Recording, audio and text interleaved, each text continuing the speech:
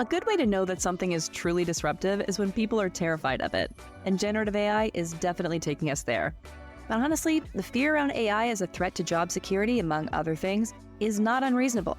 But history tells us that how threatening an innovation seems at the outset isn't always an accurate predictor of how things will shake out. My guest today is Ken Hubbell. He's the CEO of Soffos.ai, Senior Consultant at the Pragmatic Futurist, and author of There is AI in Team, the future of human, augmented human, and non-human collaboration. So you might say he knows a few things about AI. Having had a front row seat to the development of AI products over the last few decades, Ken is not convinced that LLMs are the boogeyman some folks are making it out to be. In fact, he's pretty confident that this is going to level the playing field better than ever before. Let's jump in. Ken, I'm super excited for this conversation. Thanks so much for joining us.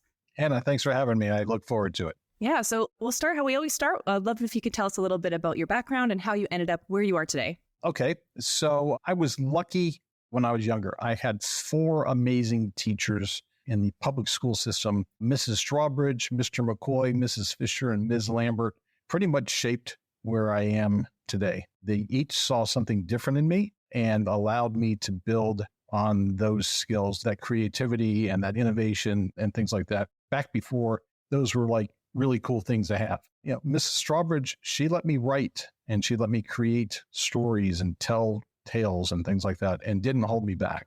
Mr. McCoy is an incredible person. He taught something called the Enhanced Learning Program down in Florida. It was like the Gifted and Talent Program, but it was a class where you got to do things that was outside of the normal curriculum, including things like learning how to program a computer. And when they were brand new, it didn't exist a whole lot of places. And then shooting movies and being able to do archaeology digs and things like that. It was a fascinating time period, but allowed me to know that you could go outside of a box. You weren't constrained. Mrs. Fisher let me read anything I wanted to, stuff that was adult level reading at the time. And it allowed me to explore, biographies and fiction and science fiction. And it was just amazing. And Ms. Lambert, she was our drama coach. She allowed me to learn how to do this, to be able to speak in public and get up on stage and not be afraid. So I took that and then I went to computer camp. I learned how to program and do my first simulations. Later on, after I graduated from high school, I got a chance to go to the military academy here in the States. And I made it through plebe year, learned how to program computers and the Machiavellian approach to learning, and then decided I wanted to go into design school. And left the academy and went to North Carolina State University School of Design. I then went out into the business world and created sets and things like that for television programs down in Florida, came back up to the North Carolina area, got involved in doing computer animation and simulation for training programs, and then realized I really liked that aspect. I like to teach people how to do things, but yet still keep my hands in the code. So I eventually went and got my graduate degree in instructional technology. And that leap from product design to instructional design was really not that huge. It's design. And you realize that the products are just different. What was really fascinating is in 2010, probably 2012, I had the opportunity to get a hold of an early model of the Alexa. And I realized this is the future of learning. I was creating things like performance support tools that were hands-free, and you could ask it questions about whatever it is you want to do, and it would step you through a process. So I was writing skills for Alexa and realized, okay, I like AI. And I got in the circuit of doing that. And at the same time, I was recognizing there was the potential for a massive disruption in the talent industry and in the way human beings worked. And so I started speaking at conferences and doing presentations on talent disruption, the impact of robotics and augmentation and AI. And I met a guy named Nick Karinas, and he and I founded a company called Soffos, which is, the company we're talking about here. And we started building an educational product. Thought that would be the way to go. And then we realized that getting into the educational space with products is pretty dang difficult. There's lots of things you have to go through. And people were really interested more in the guts of what we were doing. And so we started down this path of creating a set of Lego blocks for generative AI. And we released a product. It's our platform as a service. And then ChatGPT hit. It was actually really timely, but we realized, okay, we need to upgrade the platform. And so we spent the last 9 months or so rebuilding the platform. It is now officially live. So that's really cool. That's version 2.0. So now we're looking at expanding it and adding other things to it. But this is the place to be. And I'm excited to be here. So obviously you've really been in the weeds with AI since the earliest of days as far as the development of where we're at right now. But of course, there's a bit of a flip side to that. Like right now, we're seeing a lot of panic around what AI's potential is, whether there's a threat to human labor. So what's your take on that? Do you think that people should be as afraid of AI as they are? So this is my standard answer to this. We should be more afraid of ourselves than we are of the AI, because at the end of the day, the AI doesn't do anything that's not told to do. So we have the opportunity here to either create something really great and partner with something, and I call it a partnership. The book I wrote covers this whole aspect of it's not us versus them. It's not them replacing us. It's us all working together as the new team of the future. And it starts now. The future started, a while back, but it really is kicking in now. And if we treat it like that, then we can all succeed. And it's not about it replacing us. It's about us working with it to make us better. And in many cases, faster, cheaper. So when you think about a small business, for example, small businesses are in a conundrum because oftentimes it's difficult to scale, because you're talking about hiring somebody and paying them a salary and trying to figure out how that fits within your budget, and you're small anyway. And one of the things that happens there is that they choose oftentimes just not to do it, or they work 24-hour days trying to compensate for the fact that they can't hire those people because they don't have the money. Well, now, any business can have their own personal secretary. Any business can have their own ideation department. Any business can have their own contract writing and proposal writing and grant writing group. All these things cost incredible amounts of money and time and resources that are now being able to be done in seconds and minutes by people who wouldn't be purchasing them. They wouldn't be hiring somebody anyway. So it's not replacing anybody. It's actually enabling small businesses to be competitive at a level they've never been able to be competitive before. And that, to me, is the leveling that's happening here. I think there are a lot of big corporations that are a little worried right now because small businesses are going to be able to nip at their heels a lot better, might even take out their whole leg, because they're able to compete now at a level that they couldn't before. And so this position that these larger companies have had to have teams of people doing stuff, I can now replicate, using our platform. I can literally spin up dozens of people, agents doing work that I need to get done that I would be limited to myself or just a very small staff trying to get done at the same time. Well, that's pretty freaking amazing. So that's where I think there's a lot of power in this. I think there's a lot of wonderful things that come out of this. But I think that on the flip side of that, if we don't teach kids and people across the spectrum, but kids especially at an early age, what this tool is, how this relationship is, what this partnership looks like, then we put them in a position where they may not be learning the requisite skills that they need to, that they look at it as an easy way out, or something along those lines, but they're also not equipped then to compete at the same level as someone whose kids are being cultivated that way.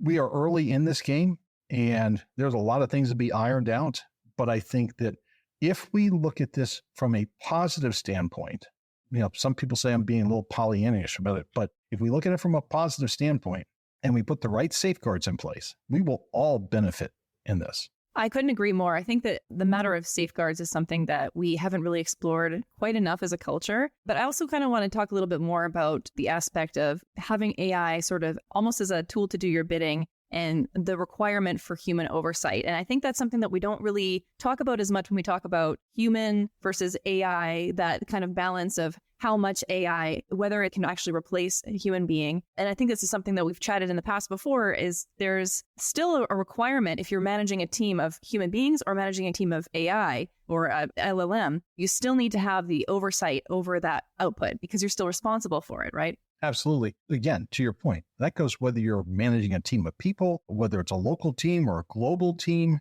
or whether it's AI or whether it's both. And that's where, there was a Forbes article that just came out and it echoed some of the things I've talked about in the past, which is people in the older generations that were used to managing people and large teams of people are actually adapting to this much easier than Gen Z and Gen Alpha. Gen Z, while they love to play the games and they love to, coach each other and they love to, to spawn up teams to do specific tasks, they're not good at managing people yet. I mean, I think there's still room to cultivate this. But because of some things that have happened between COVID and other things, they've been put in a position where they have not had to manage people or manage anybody but themselves. And so it puts them at a little bit of a disadvantage, not to mention the fact that they've grown up with this technology. So they kind of take it for granted. And it's like, oh, yeah, I can do this, but why would I? Or I don't see the value add to it yet.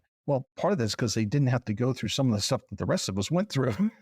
And the other thing is that they weren't used to it. I mean, there was a day when people had personal secretaries. Now, when those went away, people learned to do things themselves. But now we're having an opportunity to get personal secretaries back. Those who remember those days are actually like, yay, good. I don't have to do this myself. I can just throw out a couple of things and it'll generate the message for me. I still have to read over it, just like I would read over what my secretary wrote too, because if this is going to the president of the company or to a client, I sure as heck don't want my name on it if it's got something in there I don't agree with. And that's just common sense. And that brings up the aspect of part of what's happening with these AI, especially the chat stuff, is it's holding up a mirror to ourselves and it's saying, what is it you said? What is it you're asking for? Because if you're not describing it in the right way, if you're either consciously or unconsciously putting bias into what you're asking for, you're going to get bias back. If you're being ugly to the AI, if you're being rude to the AI, if you're being demanding to the AI, because of the way it works, it's going to give you something back that was on that spectrum of a response. So here's a neat trick. Try this sometime. Go to the chat. You can go to Soffos chat and use it. I recommend it. It's free. But go out there, ask it something nicely, and then ask it something mean, but the same question, ultimately the same question. You will get two different answers.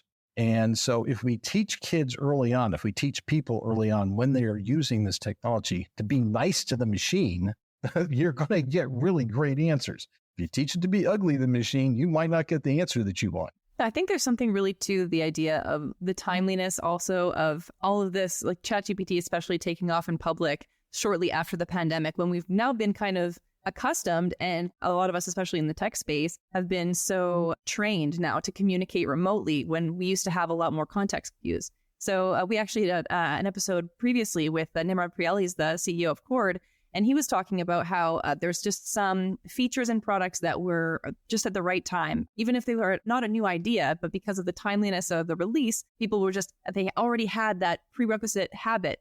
So this is an interesting time for AI because we're so much more reliant when we're wanting to use those tools effectively, the ability that we have to communicate remotely and clearly through, text mediums. Yeah, what's fascinating, my he's in his last semester of studying to be an anthropologist, and he's been using our tool set from a research standpoint, not to do the research, but as a subject of the research that he's doing. And one of the things he's discovered, he said, Dad, I've learned to communicate with people better as a result of communicating with Soffos. And I was like, well, what do you mean? He said, when you ask Soffos something, if you're not clear, if you're ambiguous as far as what it is you're asking, it either gives you an answer that you didn't expect, or it asks you to clarify what it is that you're asking for.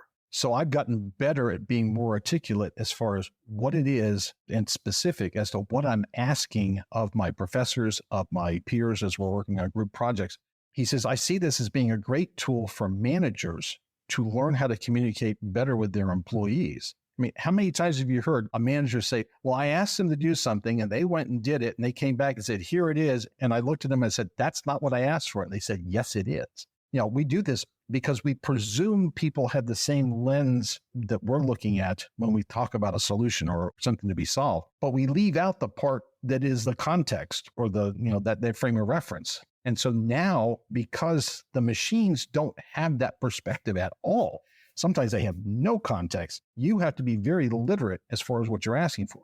That to me, I think is actually going to be a good thing. The other thing that's happening is, we're starting to realize talking to real people is actually a pretty cool thing because after a while, the chat engines are great, but they do tend to get a little redundant. And so, if you want to have a long lasting, meaningful conversation with somebody, having it with a real person is probably a pretty good idea. So that gets kind of back to another matter that I wanted to discuss on here, which is this fear, especially in the content creation space, of generative AI coming for creative fields and being able to compete with people who are creating art, content, articles, those kinds of pieces of medium that I think are just inherently better by humans. But there's a real fear around that for the future of that kind of artistry. So what's your take as somebody who's really in that space? Okay, so I'm going to put this in a different context. So when I was in the school design, there were those of us who used markers and rapidograph pens and things like that. And then there were a couple of people in my studio that had airbrush tools, and they could airbrush their drawings. And we were always so jealous. It's like, oh, wow, you really have got an edge on the rest of us. Well, then I got a hold of a Macintosh that had a 3D sculpting software on it. This was like the first one. I think it was called Super 3D or something like that. But long story short, I was all of a sudden able to crank out rendered illustrations of my product designs in the hundreds in the time it was taking the guys with the airbrushes to do one. And so I put them up on the board during a design review for tool design we were working on. And I had people in the classroom going, that's cheating. You can't do that. That's using the machine to do your work for you. And I'm like, it is no different than the guys using the airbrushes to do what the guys with the markers have to do the long way.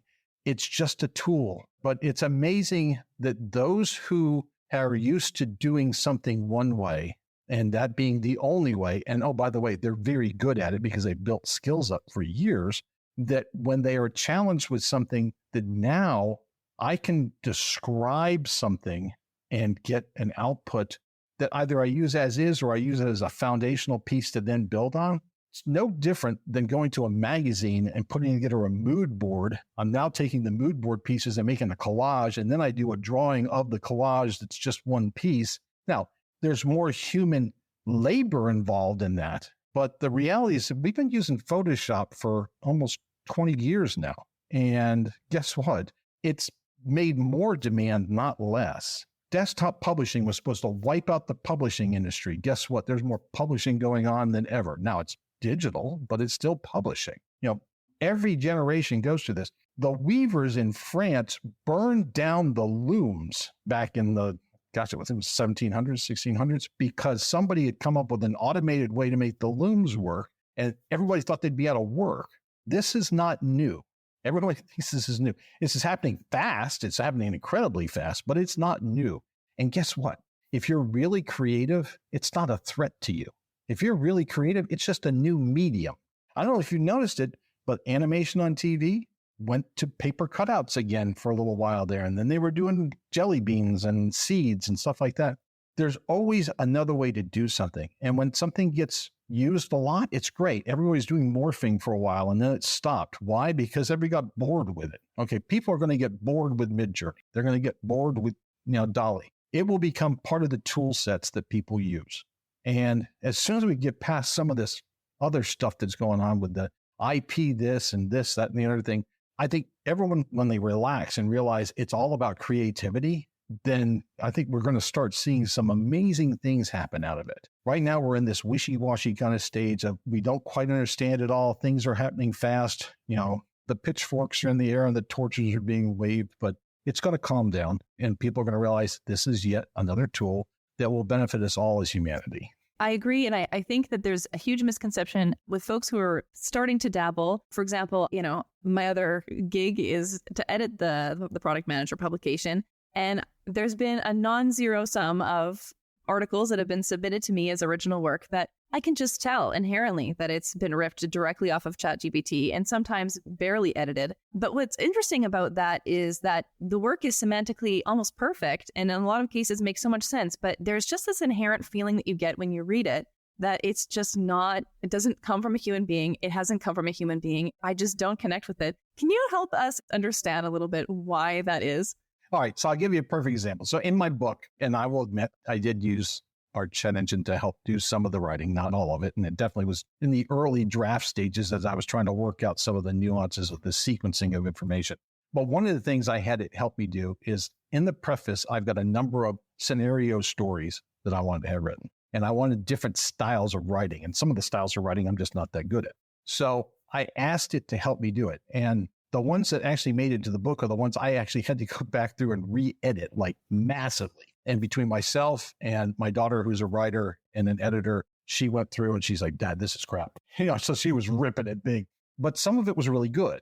And one of the things that was interesting is that with the stories, there were patterns of words that it used a lot, because guess what? The predictive and the sequencing that generative AI does to craft a story or a narrative or a document, period, is based upon the fact that it is going out to billions of combinations of words that people have used. And it's looking for patterns of what is the next logical word someone used when talking about something, whatever that topic is. And so early on in ChatGPT, for example, you actually watched it do this. So it would start writing an answer. It would go, oh, first word someone normally says when they're talking about why is the sky blue is the. Okay, so the gets there. And then it gets down and, finally you get the sky is blue because, and then it's going on. Well, one of the interesting things is that it would hit a certain point, and it's literally building it word by word or a little tiny phrase, or sometimes half word by word. It would get to a point and would go, wait a second, this sentence doesn't make any sense anymore. So it would scrub back and it would start writing again. And it would do this. And so you would see this thing zigzagging out. Sometimes it would write a whole sentence or two, and then it'd go back to the beginning and rewrite the whole thing. And so you watch this thing zigzagging all over the place, because what it was doing was predicting the next word or next set of words to go into it. Well, if you ask it to write a story about, people frolicking in a meadow, it might say, on a sunny afternoon, blah, blah, blah. Well, I did this with a couple of different scenarios, and it started off the same way 3 times. I was like, okay, this is not good. And on a sunny afternoon, or on a cloudy afternoon, or on a cloudy day. And it was like, but it was always basically the same structure. And I was like, okay, I've got to somehow get it to do it differently. So I learned how to make the prompts different. And even then I would have to go back through and edit the heck out of it. Well, that's not much different than what we do as human beings. A good writer that writes a book or even an article for a paper has an editor. So whether you're writing the draft and feeding it into ChatGPT or Soffos Chat and having it do the editing and then give it back to you, and then you go back through it and make the changes that the editing led itself to, and then you put it back in. But it's a partnership. It's a relationship. What I was doing for a little bit was I was having it outline a couple of things. I said, I need a good outline for this topic. And it would come up with an outline. And then I would take that, write a bunch of stuff, feed it back in, say, what do you think? And fix all my spelling errors because I suck at spelling. And then it would come back out and I would reread it and I would write my stuff. And then I would hand it to my human editor because I'm like, does this even make sense? Because we just did this exchange. And that was early on in the book. And it worked, this whole flow. It's a new type of flow in the creative space. Now, the amazing thing is this, and this is the key takeaway of this whole thing. The edits and the work that the computer does takes seconds. So the iterative process I was able to go through that would normally take weeks because I'd have to send it off to my editor. She would take and figure out how to fit it in her schedule, and she would do it, and then she would send it back. The computer was doing, the AI was doing in seconds. So I was able to go through 20, 30, 40 iterations in an afternoon that would have taken months to do. Now, as it is, the book still took 9 months to write from beginning to end. And that was after a 4 or 5 year hiatus when I did the original outline before this stuff even existed and did the research to pull all the materials together. But it still took 9 months, even with the help of generative AI. And other people are realizing the same thing. This is a perfect example of using it as a tool and the difference between generative content and creative content. I think this is really the differentiator for me is at what point is it generation? At what point is it creation? And I think that there's just this inherently human element that, at least at this stage in the development of these tools, we're just not there yet, that it can truly replace the input of a human being. But I wanted to move on because I know we're kind of running out of time. And you touched a little bit on ethics and the ethics of AI and guardrails and those kinds of things. And this is something we've discussed on the podcast before, but it's something I think you have a really unique perspective on. So specifically around inherent biases and the ethics around bias, what are some of the things that we need to be thinking about as we sort of go deeper into this state of a rapid development of AI tools and what that is going to mean for folks as they increasingly rely on them, not just to generate content and to iterate, but also to use as a learning tool and other kinds of tools that facilitate their other work? So I'm going to hit in 3 points. One, There will always be bias. We are always biased. Everything in the world is biased. And the reason why I say that is that it's environmentally driven, it's contextually driven, and the machines are learning from us. Okay. And so if you look at the body of knowledge, let's just say, oh, well, we don't want to use anything that was done in the last 75 years. So that's off the table. It's all copyrighted. We can't use that anyway. And it may be, skewed one way or the other for modern politics. So now we're going to go back. Now we're bringing in the works of Shakespeare, the works of the Greek classics, the Roman classics, the, Egyptian hieroglyphs, whatever you want to do. Now, the problem with that is this. Every single one of those groups, every single generation, every culture on this planet has bias. So unless you're totally creating new material that is somehow inherently not biased, and that would be a minor miracle, it's just because of, by nature, who we are as human beings. So we will never get rid of bias. Now, can we get rid of bad bias? Well, you can filter it, but bad bias is also based upon history. Okay, at certain points in history, things were different. That's just the nature of how it works. And by the way, tomorrow the bias will change. The day after that, the bias will change, and it will continue to change and evolve. So we can't get rid of that. What we can do is flip the mirror on ourselves and say, who's driving the bias? Well, the AI is not biased. It may have bias in it, but it is by itself not biased. It has no emotional tie to anything.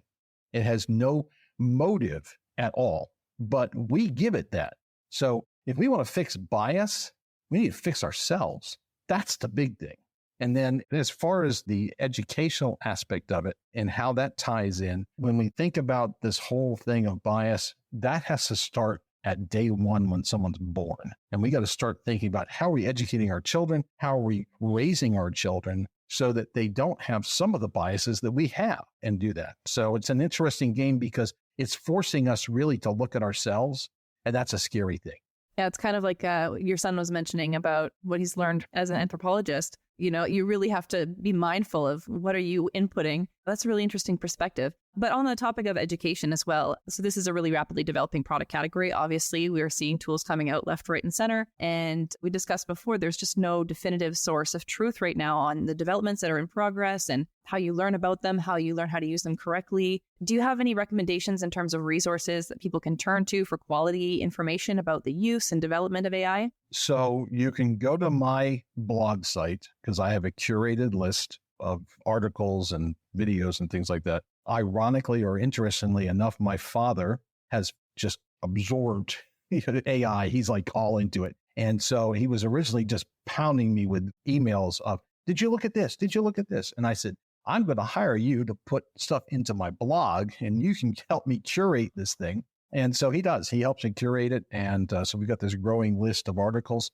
There is so much stuff coming out right now. It is literally impossible to read it all. So I wouldn't even try. What I would do is go through, pick the things that are interesting to you, pick the things that are going to impact your world, your family, your business, and focus on that. There's more than enough to go around. And it is amazing how much stuff, there's a lot of stuff that's confusing. I mean, one of the things I spoke at a mini workshop this past weekend with some educators, they're going to be school administrators, and they were like deer in the headlight. This stuff is, they know it's coming, but they have no idea how it's going to impact the schools that they're going to be going to work at. They have no idea if there's going to be policies in place. Most school systems have barely got their arms wrapped around what this is going to mean. One of the things I do from a consulting standpoint, along with the book, is talk to schools, talk to people, talk to kids about what does this mean for you and your career and what's going to happen in your life? How can you prepare for it? How can you be proactive in what you're doing to adapt and adopt to what's happening? Because we've all got to figure this out together. And while those of us who are in this space talk about this all the time, 95% of the people out there have no idea what's actually happening. And it's not because they're stupid or ignorant or anything. It's just because it is new and it came out of nowhere for most of these folks. Even the people who've been in this for a while. When ChatGPT hit, some of us were going, hallelujah. And some of us were going, oh my God. It's like, that was the impact. And it's still going to be like that. It's going to be like that for probably the next 5 to 10 years. Well, on the topic of your blog, what's the URL that people can find you at and other places where people can follow your work? Okay. You can go to thepragmaticfuturist.com. And there's links to all of it from there. And that's one word, by the way, thepragmaticfuturist.com. Don't ask me how I got lucky to get that because it just fell out of nowhere. You can go to there.is.ai.in.team at blogspot.com. And yes, that is a ridiculously long name, and I should have thought more about it when I did it, but it worked. So that's the actual blog itself. And I'd love to have you come visit. There's places where you can leave notes and stuff like that. But, this is something we're all going to figure out together. And so the more conversation we have, the more dinner table conversations we have about this, the more humanness we have about this, the better off we're all going to be. So share with your friends, but do it over a campfire with a cup of coffee or hot chocolate or whatever the heck you want to drink, and really talk about it, because this is not going away. We really need to embrace this. This is going to be a fun time. It's going to have its ups and downs, but I think it's going to be fun. I agree. I think that it's a big disruption, and we all just have to be ready for what's going to happen in the future. Ken, thank you so much for joining us. This has been Ken Hubbell. I really, really appreciated your insights on this. This is such a fascinating field, so I really appreciate you joining us. I love being here, Hannah, and I wish you the best. Thanks for listening in. For more great insights, how-to guides, and tool reviews, subscribe to our newsletter at theproductmanager.com/subscribe. You can hear more conversations like this by subscribing to The Product Manager wherever you get your podcasts.